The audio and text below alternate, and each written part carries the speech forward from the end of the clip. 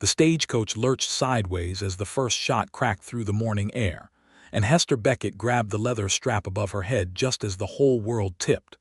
She heard the driver shout, heard the horses scream, and then the coach was rolling, once, twice, the windows becoming the ceiling and the ceiling becoming the floor, and she was thrown hard against the far door with Mr. Whitcomb's traveling case landing across her knees. Dust poured in through the shattered window glass. Somewhere above her, or maybe below her now, a woman was sobbing. "Everybody hold still," a man's voice called from outside, low and steady even as more gunfire cracked somewhere up the canyon walls. "I am coming to you." Hester did not hold still. She never had been the sort to hold still while waiting for rescue. She kicked the traveling case away, found the door that now hung above her like a trapdoor to the sky, and shoved her shoulder against the opposite door, the one pressed into the canyon dirt, until she found enough purchase to drag herself and Mr. Whitcomb both toward the higher opening. That was when the man's face appeared in the frame of daylight, and her whole chest seized up in a way that had nothing to do with the crash. She had not seen Aaron Maddox in 9 years, not since he was a lanky boy of 19 with coal dust permanently ground into the creases of his knuckles, and she had been a girl of 17 who still believed her family's ranch might somehow be given back if she only wished hard enough. He was not a boy any longer.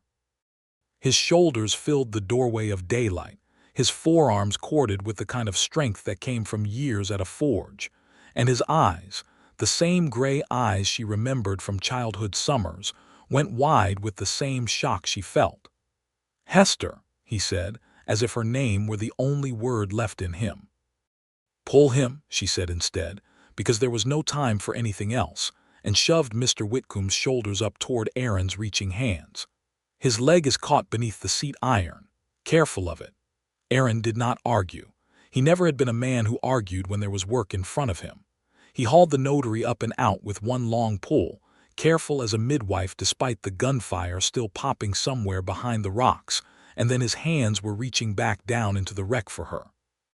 "There is still the driver," Hester said, refusing his hand, "and the old woman in the front seat. Take my hand first, Hester Beckett, so I know you are not lying dead down there while I go chasing after everyone else."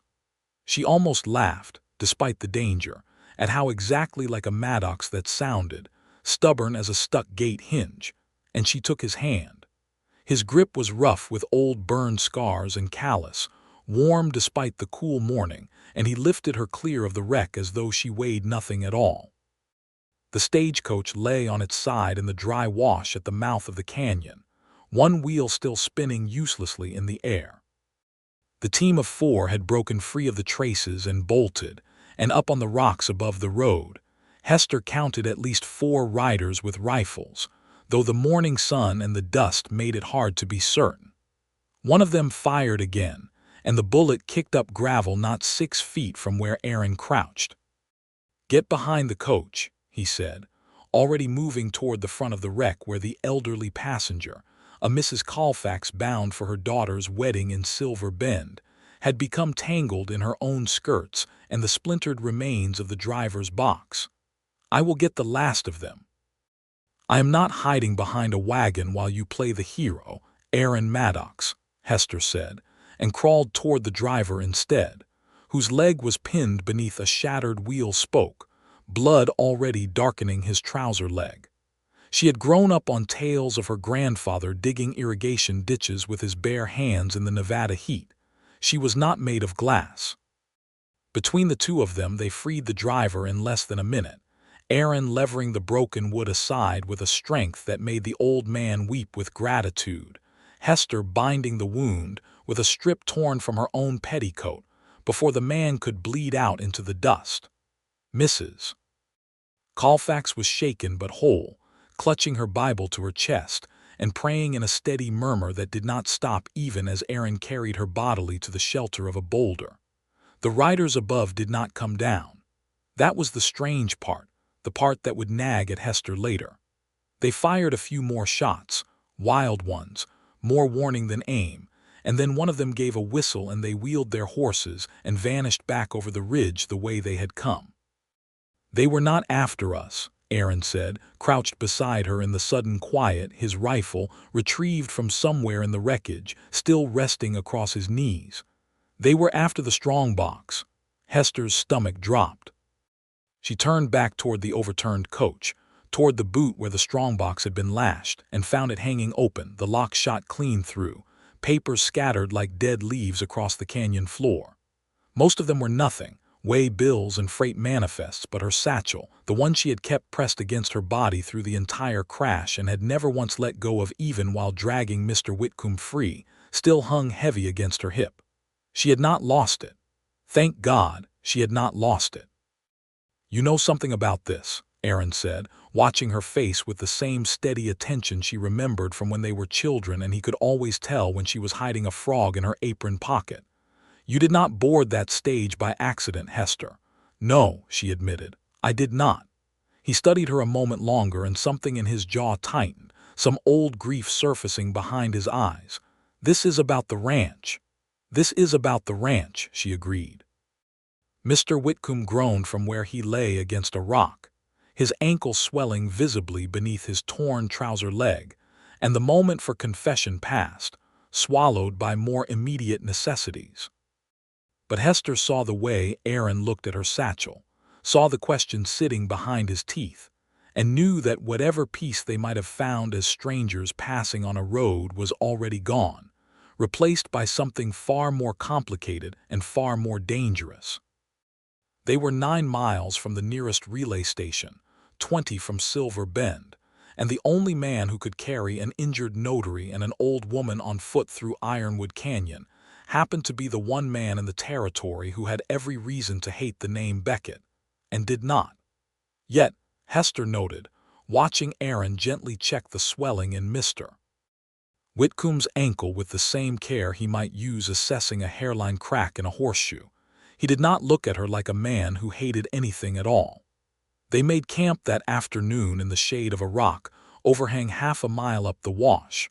Once it became clear that Mr. Whitcomb could not walk on the ankle, and the driver needed to keep his leg elevated. Aaron had gone back to the wreck alone and returned with what could be salvaged: a canteen, a blanket, a coil of rope, and the driver's shotgun, its stock cracked but its barrels sound.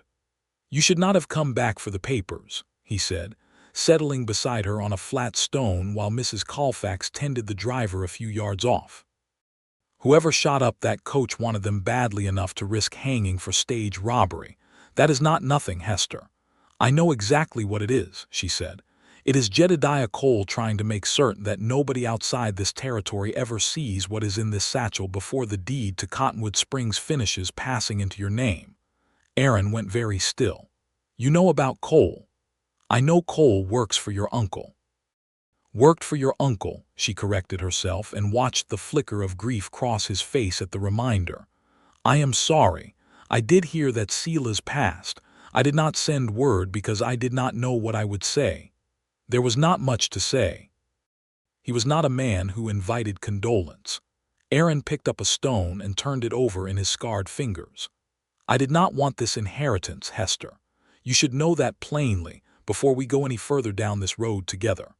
I have a forge in Ashwater that keeps half the wagons in this district rolling and half the horses shod, and I have no more interest in running 6,000 acres of range than I have in running for territorial governor. When the lawyer's letter came telling me Sela's had willed me everything, I nearly threw it in the fire. But you did not." "No," his jaw worked, "because throwing it in the fire would not undo what he did to your family. It would only mean nobody with a conscience was left holding the paper." Hester studied him for a long moment, the boy she remembered grown into a man who spoke plainly and looked her in the eye while doing it, and felt something in her chest loosen that had been clenched tight since she was 11 years old, and had watched her grandfather ride away from Cottonwood Springs for the last time with his hat in his hands.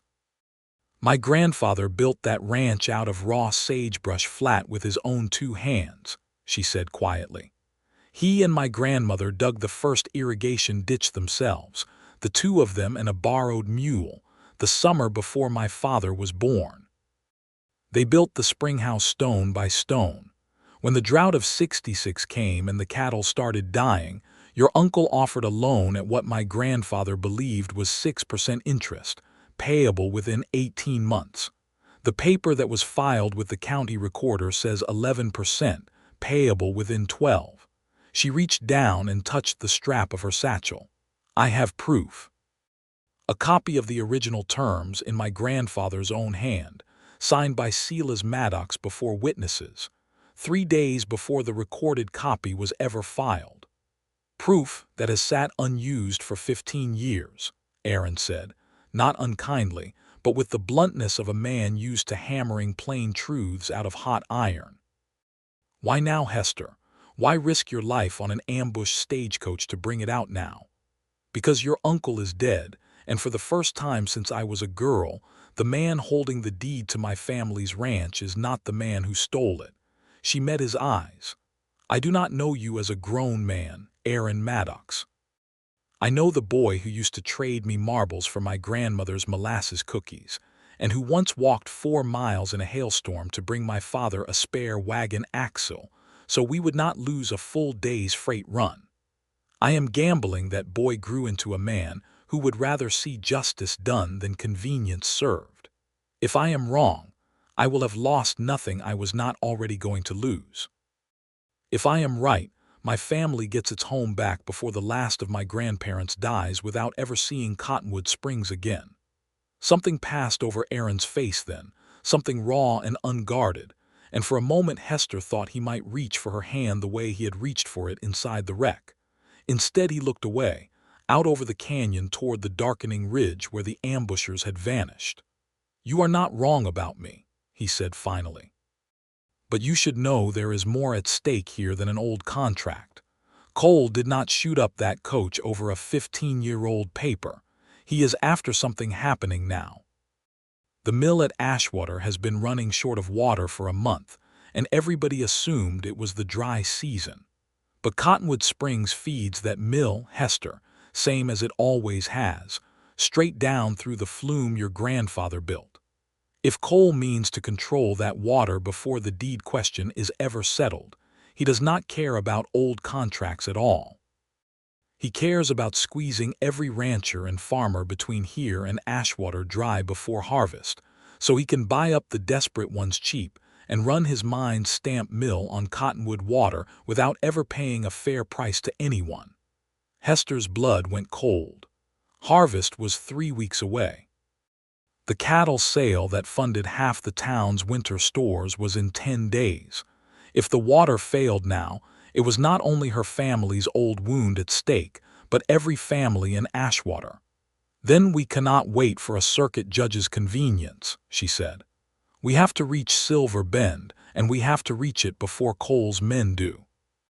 Aaron looked at the injured driver, at Mrs. Colfax dozing against the rock with her Bible still clutched in her hands, at Mr. Whitcomb's swollen ankle, and something settled in his expression, the look of a man taking up a weight because no one better suited was standing nearby to take it instead. "There is a relay station 4 miles on," he said. "Zeke Halloran runs it. He will see to the injured and get word back to Ashwater. From there, it is you and me, on horseback if his stock is sound, straight through the canyon trail my father used to take when I was a boy hunting deer with him. It is not the road. It is faster, and it is not a path Cole's riders know, because it was never wide enough for a wagon and most men would call it a fool's trail." "Then it sounds like exactly the sort of trail my family would have used," Hester said, and for the first time since the ambush, Aaron Maddox smiled, and it transformed his whole weathered face into something achingly familiar and entirely new all at once. They reached Zeke Halloran's relay station as the sun dropped behind the western ridge, painting the sky the color of a branding iron pulled fresh from the coals. Zeke was a wiry, sun-cured man of perhaps 60 who had run the station for longer than Hester had been alive, and he came out onto the porch with a shotgun before he recognized the 2 figures leading a limping party of survivors up his lane. "Lord above, Aaron Maddox, what happened to you?" "Ambush, up in Ironwood Canyon." Coach is a wreck, but everyone is alive. I need your fastest 2 horses, whatever medicine you have for a broken ankle and a bullet graze, and I need you to send word to Sheriff Larkin in Ashwater the moment you are able." Zeke's weathered face went grim as he looked over the group. "That is going to be a problem, son. Telegraph line has been down since yesterday morning. I sent my boy out to check the poles this side of Carson Crossing, and he come back saying 3 of them were cut clean through, not fallen, cut, with wire coiled up and carried off like somebody wanted it for their own fence line." Hester felt the ground shift beneath the news the way it had shifted beneath the stagecoach wheels. "Cut, not fallen," she repeated. "That is not accident or storm damage. That is deliberate." "That is what I said to my boy," Zeke agreed. "And there is more. Carson Crossing Bridge has got timbers missing from the deck, right in the center span, the kind of thing you would not notice riding a horse across at speed in poor light, but you would surely notice hauling a loaded freight wagon or trying to get a sheriff's posse across in a hurry." Aaron's face had gone hard as forge iron. "Cole is not just squeezing water rights. He is cutting Ashwater off from any help at all before he moves." "Moves how?" Hester asked, though some cold certainty was already forming in her stomach. "If nobody outside town can get word in or out, and nobody can cross the river fast enough to bring the sheriff or a judge," Aaron said slowly, "then whatever Cole intends to do at Cottonwood Springs, he intends to do it in the next few days, while the whole territory believes the roads are merely storm damaged and the wire merely faulted. By the time anyone realizes otherwise, it will already be finished." Zeke spat into the dust. "Man is planning something ugly and using your uncle's death and this fool inheritance business to cover it, if you will pardon me saying so, Mr. Maddox." "No pardon needed. I would say the same." They spent an hour at the station while Zeke's wife, a broad, capable woman named Cora, set the driver's leg with real skill and packed Mr. Whitcomb's ankle in cold well water and strips of linen. Hester helped where she could, grinding herbs Cora directed her toward, holding the driver's hand while Cora worked the bone back into place, and found herself thinking, unbidden, of how her grandmother Odalie used to set the bones of injured ranch hands at Cottonwood Springs with exactly this same brisk competence. No doctor for 40 miles, and no time to wait for one. When it was done, Zeke's wife caught Hester's wrist as she moved to leave the small back room. "You are Eli Beckett's granddaughter," she said. "It was not a question. I am. I remember your grandmother's biscuits from the founding social, back when Ashwater was not much more than a mill and a prayer. Whole town ate off Cottonwood Springs one way or another in those days, before Silas Maddox got his hands on it." Cora's eyes were sharp and kind at once. "You bring that ranch home, Miss Beckett. Half this district has been waiting 15 years to see it done right." Outside, the light was fading fast, and Aaron had 2 horses saddled and waiting, sturdy mountain-bred animals with the deep chests and sure feet the high desert demanded. He held the reins of a steady bay mare out to Hester. "Can you still ride the way you used to?" he asked. "I remember a girl who used to race me bareback along the Cottonwood fence line and win more often than she lost." "I can still ride, Aaron Maddox," she said, swinging up into the saddle with a confidence that made him huff out something close to a laugh. "The only question is whether you can still keep up." They rode into the deepening dusk with the canyon walls rising close and dark on either side. The trail Aaron's father had shown him narrowing at points to little more than a deer path along a shelf of rock, above a dry creek bed. Hester found herself grateful for every hour her grandfather had spent teaching her to read country by moonlight, back before the ranch was lost, back when she was a girl who thought she would inherit 6,000 acres of range instead of a mercantile ledger book. They had gone perhaps 3 miles into the canyon proper when Aaron reined in sharply, one hand up in warning. "Riders," he said low. "Ahead, where the trail meets the main road again." Hester listened, and beneath the wind she heard it too, the jingle of tack, low voices, the particular creak of men who had been riding hard and long. Through a gap in the rock she could just make out torchlight, 4 or 5 riders gathered at the mouth of the canyon where the deer trail rejoined the wider road toward Silver Bend, exactly where they would have needed to emerge. "They know we are coming," she breathed. "They know someone survived that ambush and might be heading for Silver Bend," Aaron corrected. "They do not know it is us, not yet, not on this trail, but they are watching the road regardless." He turned his horse's head, studying the canyon walls rising steep and broken to their left. "There is another way. My father called it the Devil's Stair on account of the switchbacks. Prospectors used it 40 years back to move mules up into the high country when the main trail flooded. It has not seen a shod hoof in a decade, maybe more. It will be slow, and if the horses spook, we could lose them over the edge." "Then we had better not let the horses spook," Hester said, and heard the tremor in her own voice even as she said it, the fear sitting plain beside the resolve. Aaron glanced at her, and in the last gray light before true dark, something passed between them, an unspoken acknowledgement that whatever else stood unresolved between the Beckett name and the Maddox name, right now they were simply two people who needed to trust each other completely or die trying. "Stay close behind me," he said. "Let your horse pick her own footing. She has better eyes for this than either of us does in the dark." The Devil's Stair earned its name within the first 100 yards. The trail switched back on itself so tightly that Hester's knee brushed stone on one side and empty air on the other, the drop into the canyon below swallowed entirely by darkness, marked only by the distant, echoing trickle of water somewhere far beneath them. Her mare's hooves scrabbled once on a loose shale slide, and Hester's heart lurched into her throat before the animal caught herself and pressed on, ears flicking with the concentration of a creature far more sensible than the humans depending on her. Behind them, faintly, she heard a shout go up from the riders at the canyon mouth, the sound of hooves changing direction. "They heard the shale," Aaron said grimly. "Keep moving. There is a place ahead where the trail splits and the false branch leads to a box canyon. If they follow the wrong fork, we may gain enough time."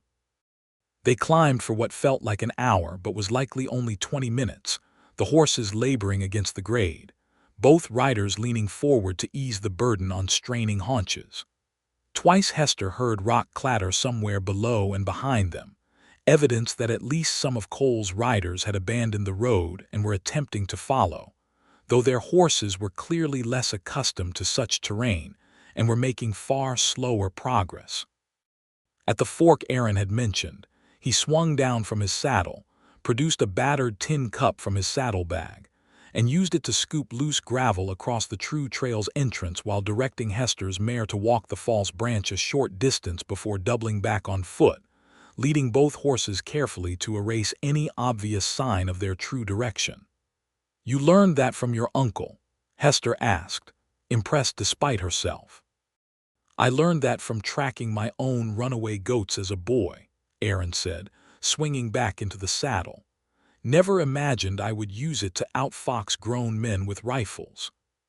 They pressed on through the dark, and the terrain gradually leveled as the Devil's Stair crested a ridge, and began its slow descent toward a broad, moonlit valley that Hester recognized with a jolt of pure emotion as the upper end of the Cottonwood watershed, miles above the ranch itself, but unmistakably the same country, the same particular blue-black silhouette of the mountain she had not seen since she was a girl of 11. Below them, faint and small in the vast dark landscape, no more torches followed. Whatever riders had attempted to trail them either had lost the trail entirely in the confusion of the false fork, or had judged the Devil's Stair too dangerous to risk in darkness and turned back toward easier ground. Aaron drew his horse to a halt on the ridge crest, and Hester pulled up beside him, both of them breathing hard, both of them alive with the particular fierce joy that comes only after real danger has passed. "We lost them," she said, half laughing with relief. "We lost them," he agreed, and turned to look at her, and the laughter between them slowly changed into something else, something that had been building since the moment his hand had closed around hers inside the overturned coach. "Hester," he said, and his voice had gone rough in a way that made her stomach flip over entirely apart from the adrenaline of the ride. I have thought about you more times over the last 9 years than I have any right to admit. I told myself it was foolish, that the Beckett name and the Maddox name could never sit easy together, not after what my uncle did. But riding beside you tonight, watching you pull that notary out of a wreck with your own 2 hands, watching you sit that trail without a single complaint through country that would have unhorsed most men I know, I find I do not much care what is foolish anymore. Hester's heart was beating so hard she was certain he could hear it over the wind. Aaron, there is a great deal still standing between us. Your name is on that deed. My family's whole future may rest on what you decide to do with it. I do not know how to trust my own feelings right now when so much else hangs in the balance. I know it, he said. I am not asking you to know anything for certain tonight. I am only asking whether you feel it too, this thing between us, or whether I have ridden myself half foolish imagining it where nothing exists. She looked at him for a long moment, at the man the boy had become, steady and plain-spoken and braver than he seemed to know, and found she could not lie to him, not after everything the day had asked of them both. I feel it, she admitted. I have felt it since the moment your face appeared in that broken window. He reached across the small distance between their horses and cupped her jaw with one scarred, gentle hand, and she leaned into it. And when he kissed her, it was not the careless kiss of a boy, but the sure, unhurried kiss of a man who had waited a long time for something he was afraid he did not deserve. She kissed him back with all the fear and relief and long-buried longing of the day, and for one suspended moment the ranch, the deed, Cole and his riders and the cut telegraph wire and the broken bridge all fell away, and there was only the cool night air and the warmth of his mouth and the steady thunder of her own heart. When they finally broke apart, both of them a little breathless, Aaron rested his forehead against hers. I do not know what happens after this, he admitted quietly. I do not know what is right or fair or even possible, given everything standing between our families. But I know I do not want to ride away from you again the way I did 9 years ago, pretending I did not care. Then we will not pretend, Hester said. But we will also not decide anything more tonight than what we already know, which is that we must reach Silver Bend before Cole finishes whatever he has started, and that 100 people in Ashwater are depending on that water reaching the mill before harvest. Everything else we can find our way through afterward, together if you are willing. I am willing, Aaron said, and there was no hesitation in it at all. They camped that night in a hollow below the ridge, taking turns at watch, and though nothing more passed between them than a shared blanket against the cold and Aaron's arms settling protectively around her shoulders as they sat back to back watching the darkness, Hester slept better than she had in years, lulled by the simple, profound comfort of not being alone in the fight for the first time since her grandfather had ridden away from Cottonwood Springs. They reached Silver Bend by midday, weary and travel-worn, having pushed the horses hard from first light. The county seat sprawled along a wide bend in the river it was named for, a proper town with a 2-story courthouse of dressed stone, a scattering of frame buildings, and the general bustle of commerce that Ashwater, dependent on its single mill and its single road, could never quite match. The county recorder's office occupied the courthouse's ground floor, and the clerk behind the high wooden counter, a narrow, ferret-faced man named Dunmore, looked up at their travel-stained clothing with open suspicion. We need to see the original filed contract between Eli Beckett and Silas Maddox, dated the spring of 1866, Hester said, laying her satchel on the counter with a steadiness she did not entirely feel. And I need to speak with whichever circuit judge is currently in Silver Bend. Judge Prout does not see walk-in petitioners, Dunmore said, already turning away. You will need to file a formal request and wait for the docket. We do not have time to wait for a docket, Aaron said, and something in his flat, exhausted voice made the clerk pause. There was an armed ambush on the Ashwater stage yesterday morning. The telegraph line between here and Ashwater has been deliberately cut. The Carson Crossing Bridge has been sabotaged. A man is dead set on isolating an entire mining district before harvest, and the documents sitting in your files may be evidence of exactly why. Dunmore's ferret face went pale, then carefully blank in the way of a man who has been paid to look the other way and is now discovering the cost of that arrangement may be higher than he bargained for. "I am certain I do not know anything about sabotage," he said, too quickly. "The Beckett file is a matter of public record. I can retrieve it, but the terms are the terms as filed. 11% interest, 12-month term, foreclosure clause activated upon default. It is all perfectly legal." "It is perfectly legal if it is also accurate," Hester said, and drew from her satchel a folded, yellowed sheet of paper, protected for 15 years inside a wax-sealed oilskin wrapper that her grandmother had insisted upon the day Eli Beckett had first shown her the terms he believed he was signing.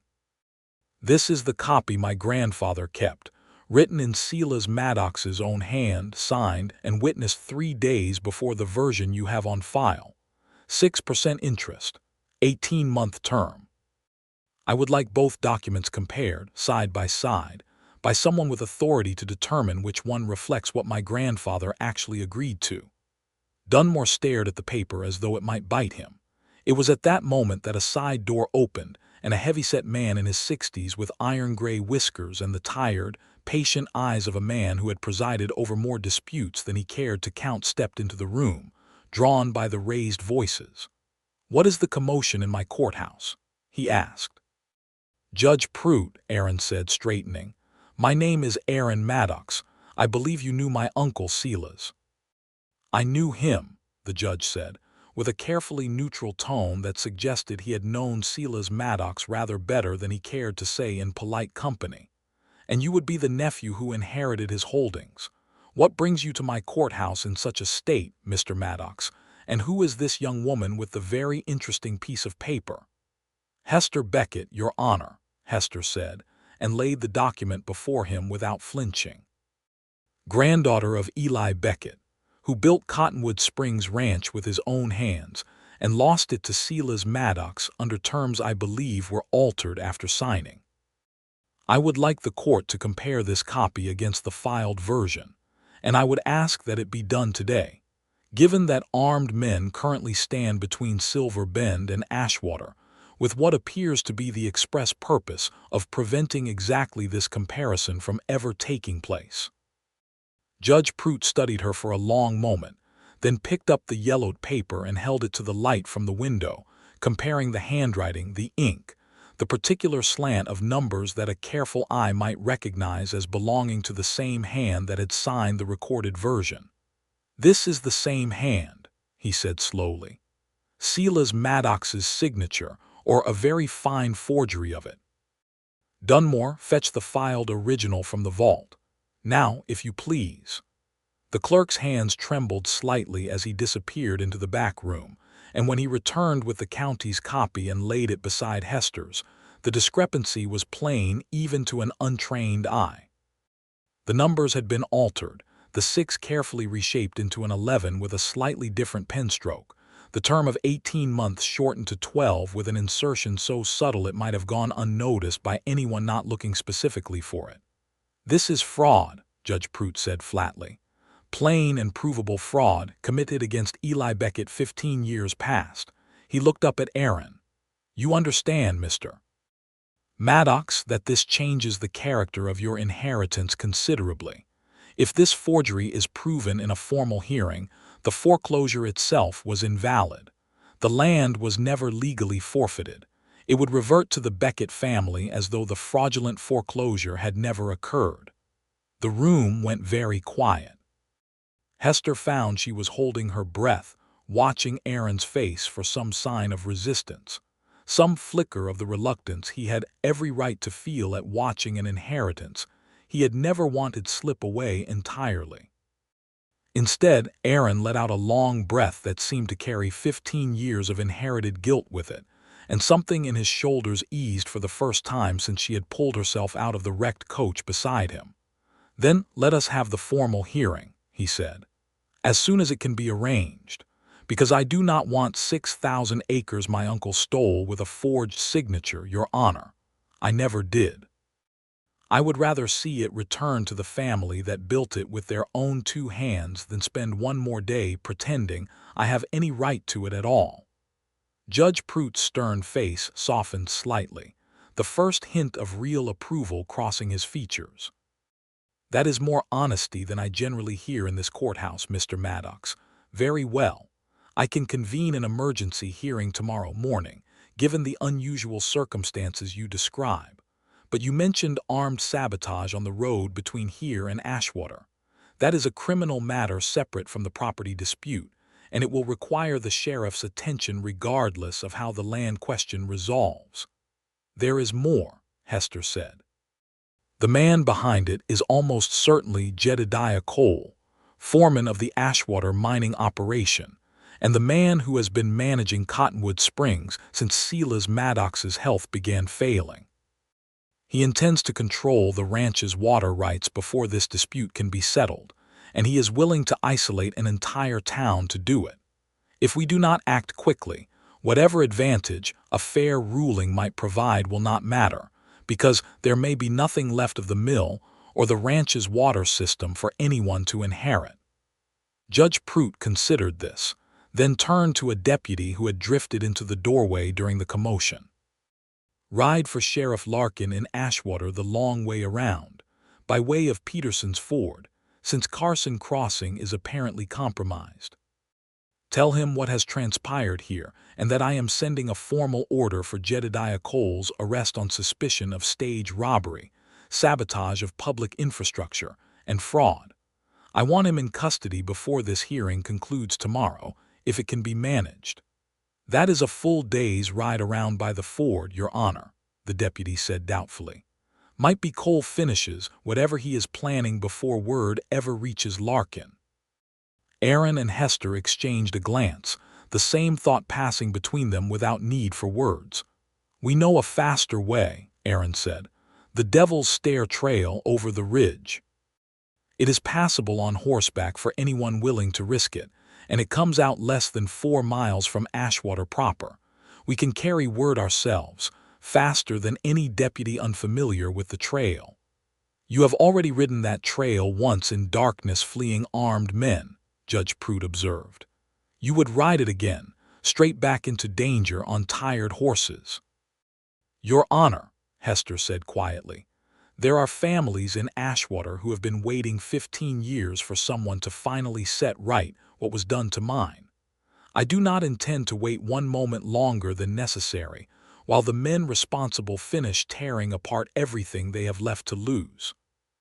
The judge studied them both for a long moment, this travel-worn young woman with her grandfather's stubborn jaw, and this quiet blacksmith who had just willingly signed away a fortune rather than keep what was not rightfully his, and something like respect settled into his weathered face. "Very well," he said. "Ride, then, both of you, and Godspeed. I will have the formal ruling prepared and will follow with the deputy, and whatever additional men I can gather by the ford road as quickly as horses allow. Tell Sheriff Larkin the court's order is coming, and tell him to hold Cole for the circuit judge's authority the moment he can be found." They rested the horses only long enough to water them and eat a hurried meal at Silver Bend's single hotel, and then they were riding again, back the way they had come, the afternoon sun now at their backs instead of their faces, the Devil's Stair Trail somehow less daunting the second time despite their exhaustion, perhaps because this time they rode toward home rather than away from danger. They came down off the ridge as the light was failing into that particular deep gold of a Nevada autumn evening, the sagebrush flats spreading below them toward the distant cluster of lights that marked Ashwater, and beyond it, visible even from this distance in the clear desert air, a thin column of dark smoke rising from somewhere near the mill. "That is not a cook fire," Aaron said grimly, and put his heels to his tired horse. They rode the last 4 miles at a hard gallop, the horses lathered and blowing by the time they reached the outskirts of town, and what they found there stopped Hester's heart cold in her chest. The mill's water flume, The very channel her grandfather had helped survey and dig some 20 years before had been partially dismantled at its intake point, the diverted water now pooling uselessly across the dry ground, instead of feeding the wheel that ground the district's grain and powered the ore stamps that kept half the town employed. A cluster of men, some she recognized as Cole's hired hands, worked by torchlight to widen the diversion further, clearly intent on redirecting the full flow of Cottonwood Springs toward a new channel that led, unmistakably, toward the mining operation's private stamp mill instead of the town's shared one. At the center of it all stood Jedediah Cole himself, a broad, weathered man with a hard, calculating face, directing the work with the confidence of someone who believed no one capable of stopping him would arrive in time. "Cole!" Aaron's voice rang out across the disturbed ground as he swung down from his horse, and Cole turned, his expression flickering from surprise to swift, ugly calculation. "Maddox, I heard you were dead in a canyon ambush somewhere. Disappointing news, this." "You heard wrong," Aaron said. "And you are finished, Cole. Judge Pruitt in Silver Bend has already found the original Beckett contract to be a forgery. The foreclosure was never legal. Cottonwood Springs was never rightfully Maddox's land to begin with, and it is certainly not yours to divert water from for private profit." Cole's face darkened, but he did not retreat. Instead, he laughed, a short, hard sound with no humor in it at all. "A judge's opinion 40 miles away means precious little out here tonight, boy. By the time any paper of his arrives, this channel will be finished and the mill will be drawing from a new source. Possession is worth a good deal more than any old contract in this territory, and you know it." "Sheriff Larkin will have something to say about that," Hester called out, dismounting and stepping up beside Aaron, her voice carrying clear and steady across the torchlit ground despite the exhaustion in every muscle of her body. "As will every family in this town whose crops and livestock depend on that mill running through harvest. You have been stealing from this whole district for a month under cover of a false drought, Mr. Cole, and tonight you added stage robbery and attempted murder to your account when your men shot at an occupied coach in Ironwood Canyon." A murmur ran through the gathered crowd, and Hester realized with a start that they were no longer alone. Word of the smoke and the disturbance had drawn half the town from their evening suppers, and among the growing crowd she recognized faces she had known her whole life: the baker, the livery owner, old Mrs. Petrakis from the boarding house. And there, pushing through toward the front with an expression of fierce hope on his weathered face, her Uncle Josiah Beckett, and beside him, moving slower but with unmistakable determination, her grandmother Odalie, silver-haired now but still straight-backed. Still every inch the woman who had dug an irrigation ditch by hand with a borrowed mule some 23 years before. "Hester Beckett," Odalie said, her voice carrying despite its age. "Is it true? Is the ranch to come back to us?" "It is true, grandmother," Hester said, her own voice catching. "The judge has found the contract fraudulent. We only need to see this man stopped from destroying what remains of it before the court's order can be carried out." Cole's men, sensing the shifting tide of the crowd and the arrival of witnesses who could testify to exactly what they had been doing, began to falter in their work, several of them lowering their tools and glancing uncertainly toward their employer. "You heard the judge found nothing yet," Cole snapped, though his confidence was visibly cracking. "This is still my authority to manage until any formal ruling is properly filed and recorded." "Your authority," Aaron said, stepping forward, "came from my uncle, who is dead, and from a fraudulent deed that a Nevada district court has already begun proceedings to overturn. You have no authority here at all, Cole, and you never truly did. Everything you have built your position on was theft from the very start." It was at that moment that hoofbeats sounded from the road, and Sheriff Larkin himself rode into the torchlight with 2 deputies behind him, having received Zeke Halloran's message about the ambush hours earlier, and having ridden out to investigate the smoke on his own initiative, even before Judge Pruitt's rider could reach him by the longer Ford Road. Jedediah Cole, Larkin called out, swinging down from his horse with the weary authority of a man who had suspected trouble from this direction for some time. I am placing you under arrest on suspicion of stage robbery, assault, and destruction of public infrastructure, pending the county's investigation. You will lower whatever tools your men are holding and step away from that flume right now, or I will consider it resisting arrest. For a moment it seemed Cole might attempt to bluster his way through even this, but the sight of the sheriff's deputies, combined with his own men's obvious reluctance to be hanged or imprisoned on his behalf, took the last of the fight out of him.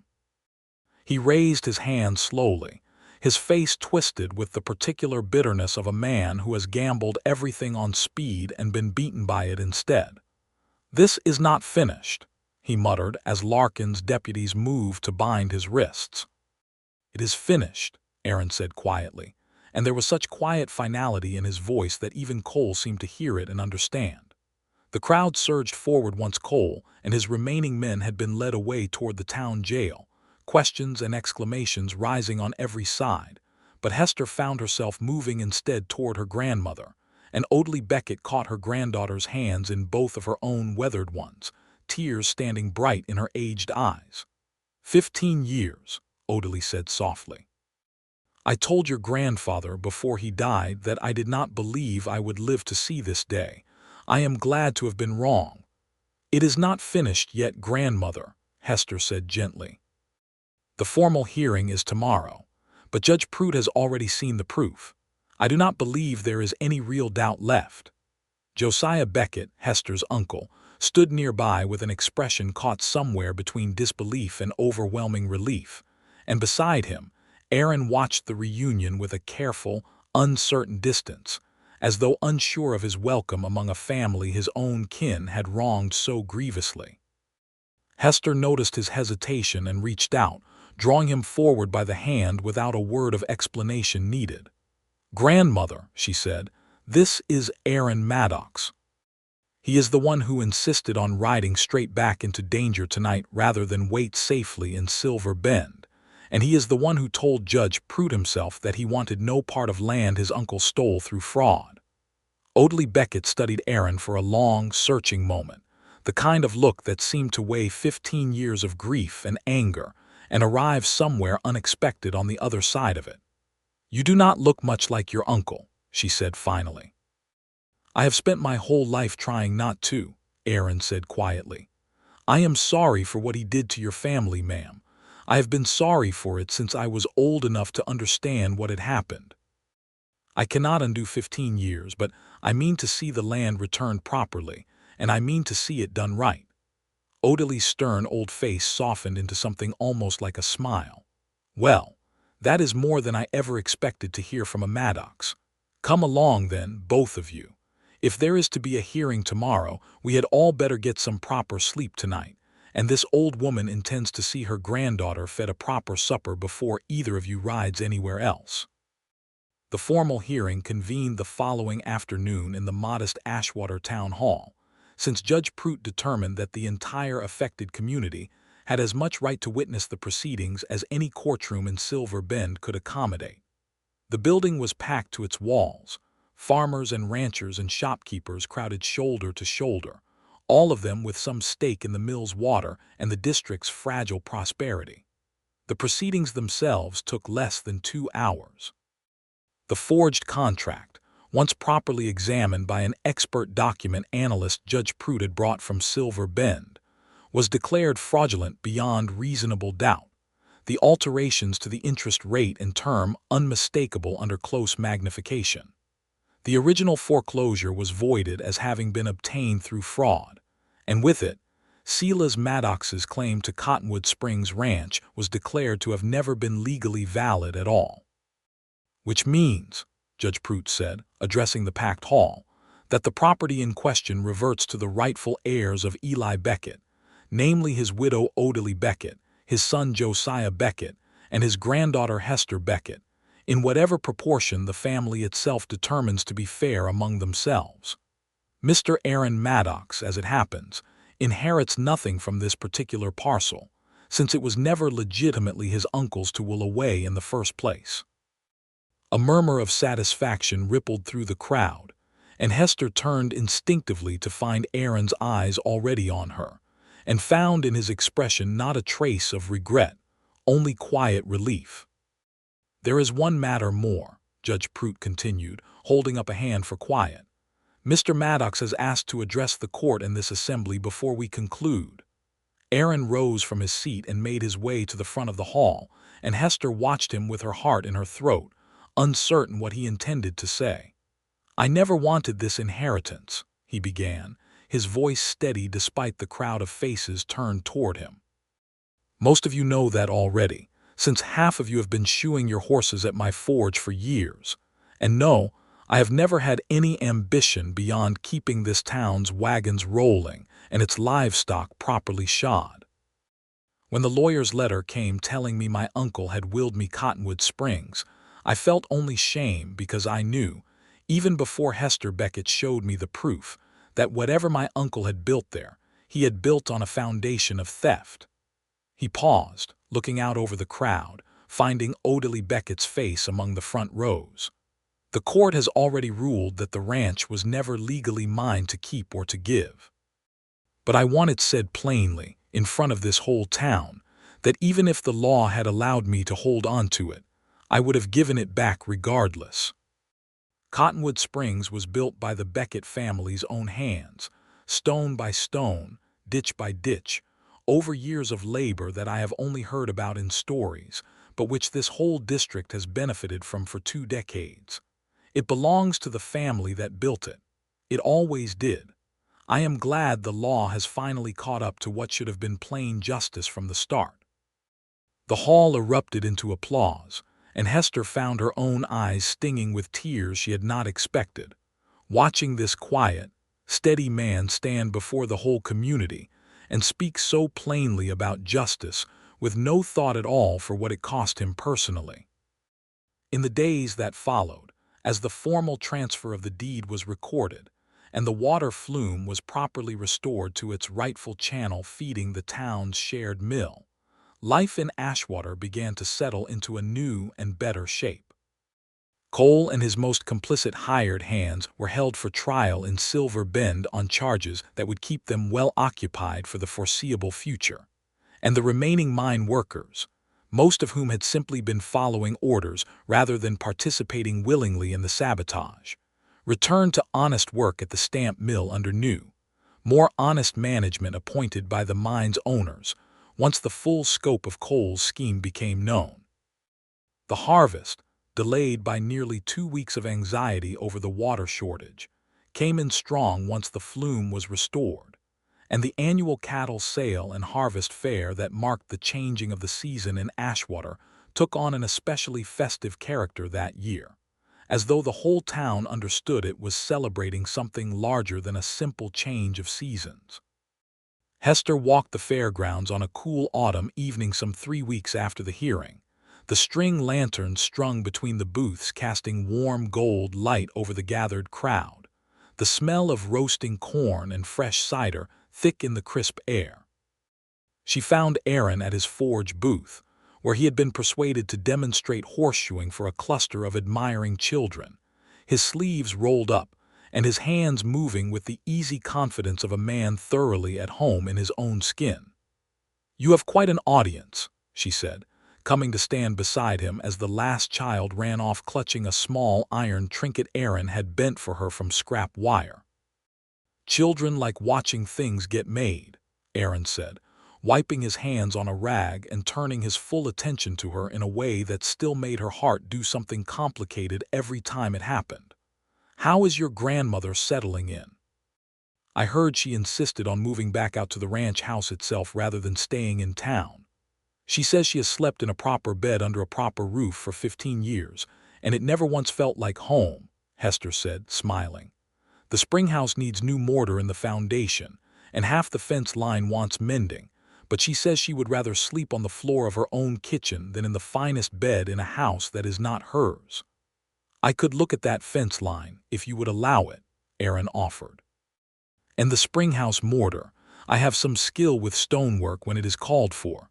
You have already given us back an entire ranch, Aaron Maddox.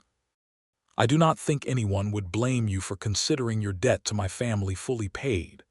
This has nothing to do with debt, he said quietly, setting down his rag entirely and closing the distance between them. I told you, that night on the ridge, that I did not want to ride away from you again pretending I did not care.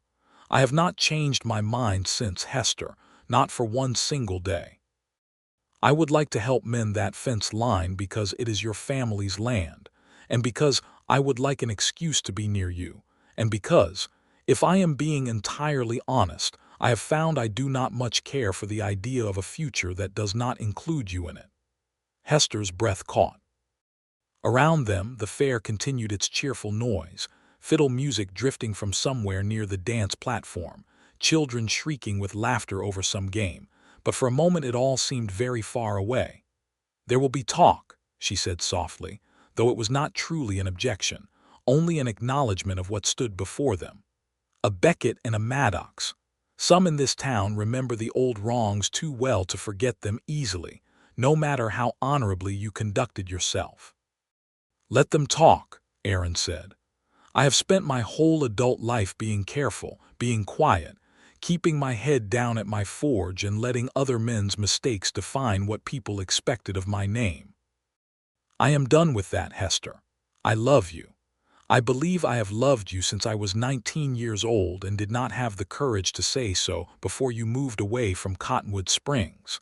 I am not asking you to decide anything you are not ready for, but I wanted you to know it plainly, the same way I told that whole courtroom plainly what I believed was right.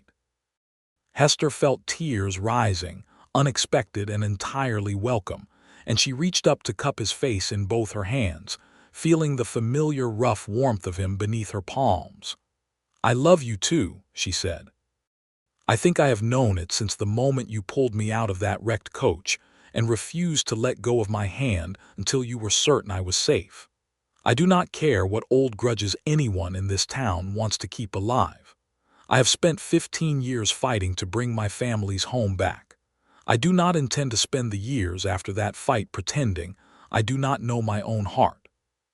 He kissed her then, gently, unhurried, with none of the desperate urgency of their first kiss on the ridge but with something steadier and deeper in its place, a promise rather than a question, and when they finally parted, both of them laughing softly with the sheer relief and joy of it, Hester noticed that they had drawn a small audience of their own, several townsfolk watching with open, delighted curiosity, including her grandmother Odalie, who stood a short distance away with her arms crossed and an expression of profound satisfaction on her weathered face.